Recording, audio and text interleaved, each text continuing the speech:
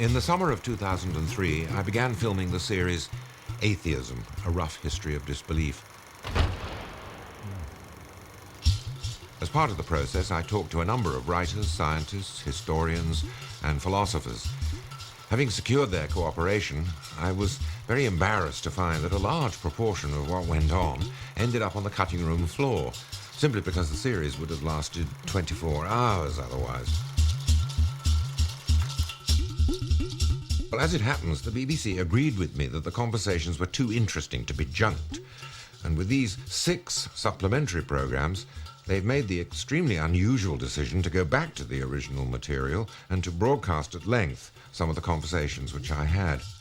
Conversations with people such as the English biologist Richard Dawkins, the American philosopher Daniel Dennett, the Cambridge theologian Dennis Turner, the American playwright Arthur Miller, the English philosopher Colin McGinn, and the American Nobel Prize-winning physicist Steven Weinberg.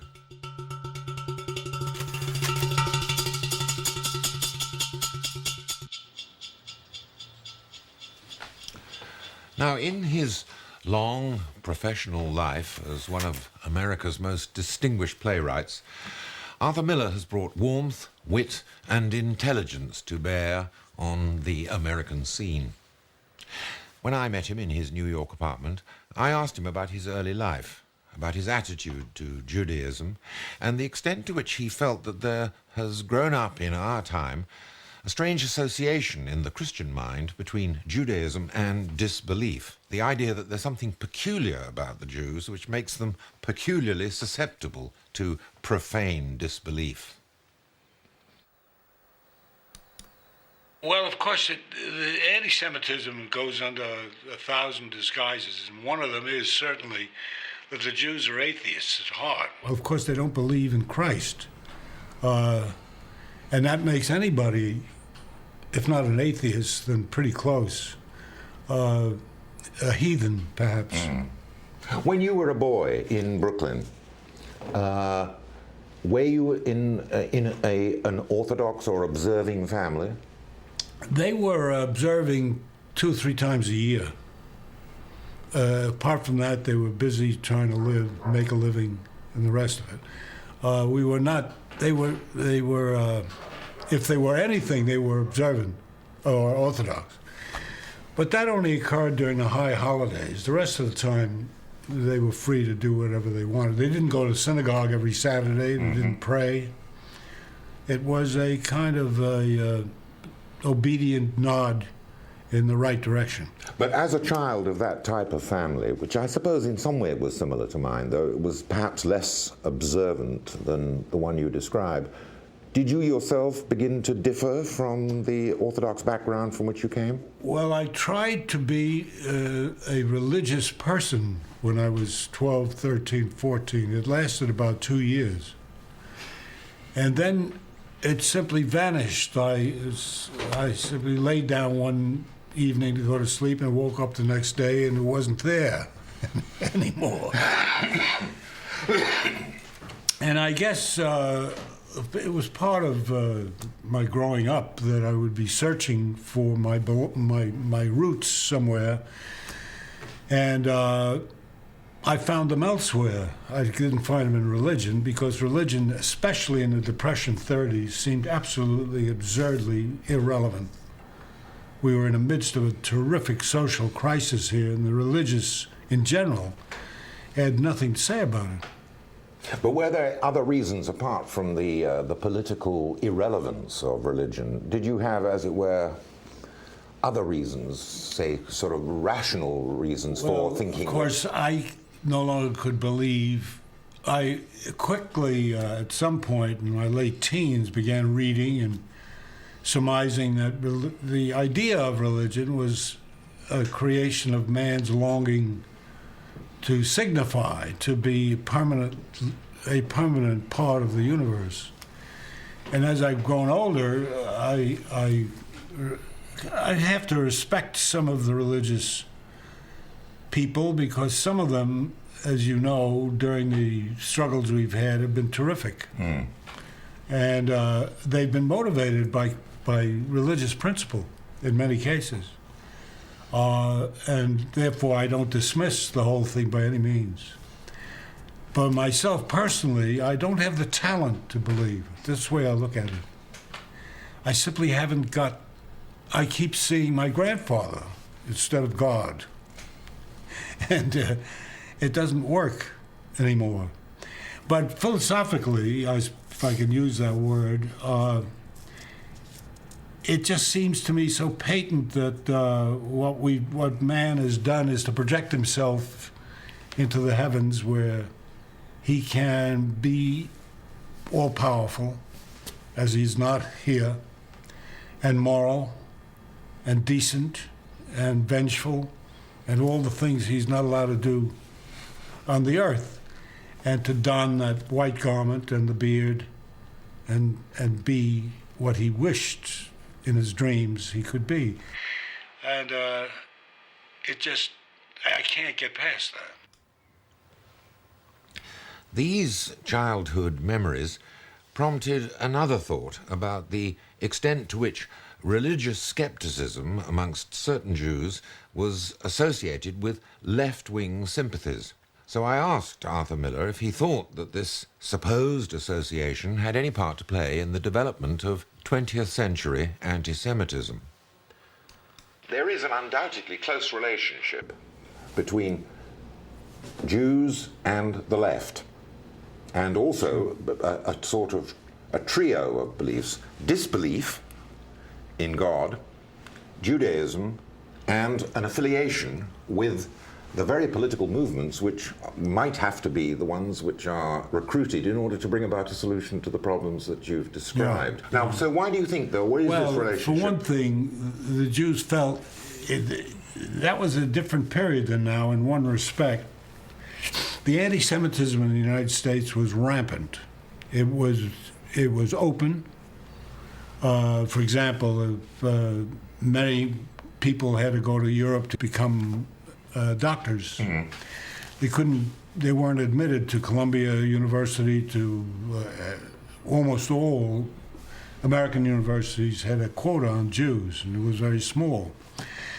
There was the largest radio audience in the United States was for a man who was quoting Goebbels all the time. This was Father Coughlin. Mm. He had the largest audience, excepting for FDR. He was saying how wonderfully the Nazis had dealt with unemployment, how fine it was that they were defending their racial purity. This from a Catholic priest. I remember walking down the street in Brooklyn one day, a hot day in the middle of July, and all the windows were open. And I think it was on a Sunday afternoon, and from one house after another, you could hear that voice. And it was a sneering, raucous. He was a real rabble-rouser. He blamed the Jews for the Depression. Mm-hmm. That was the fundamental thing, that the money lenders had been thrown out of the temple, but they were back in.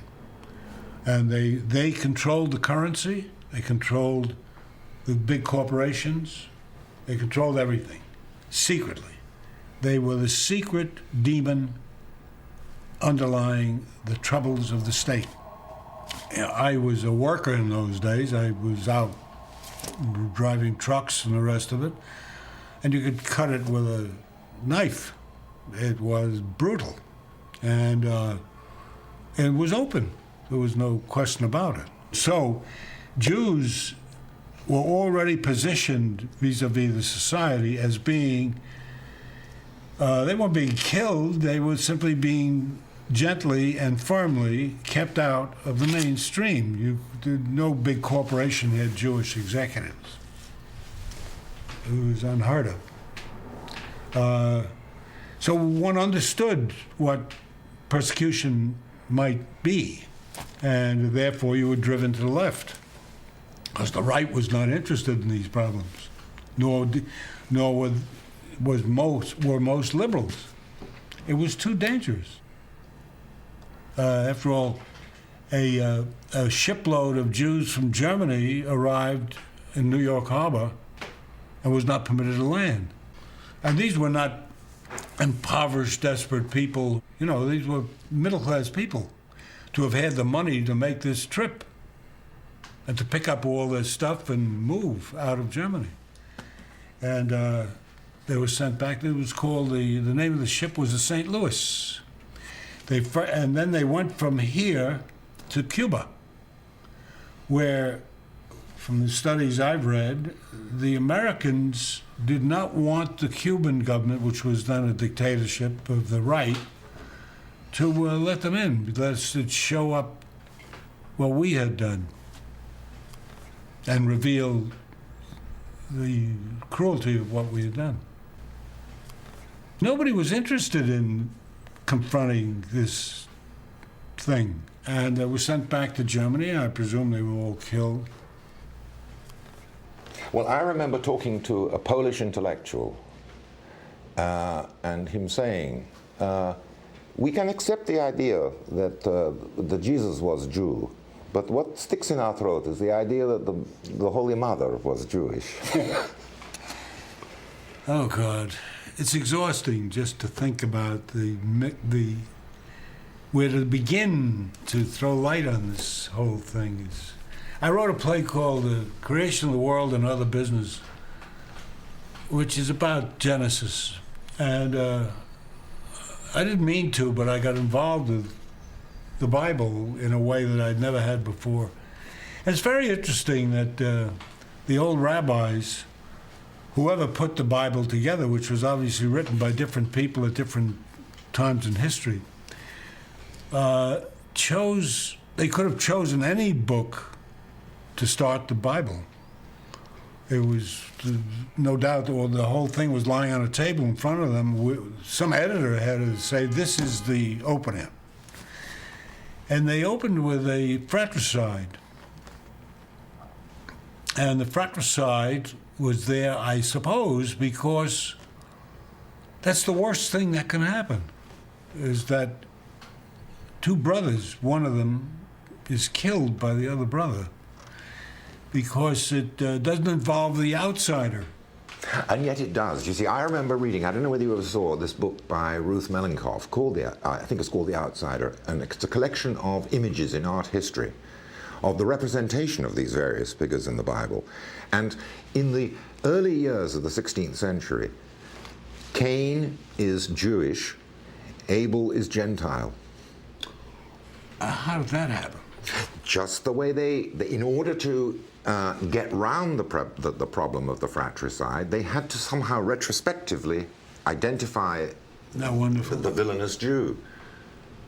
I mean, it's quite extraordinary. In some of these early German pictures, you see this blonde Abel and this ringleted and bearded Cain. I'll tell you a quick story. In the early 50s, I was traveling with a friend of mine in Foggia, because at the moment he was looking for an aunt he'd never met, who was a school teacher in the city of Foggia. And we found her, and he's Italian-American and Catholic.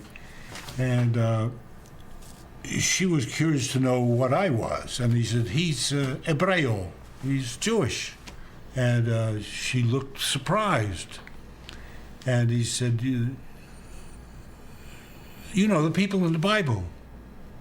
She said, oh, yes. She says, well, as long as they believe in Christ. Of course, I suppose it's inevitable that, and will always be there to some degree, that one's own group being most familiar is less dangerous than an out group.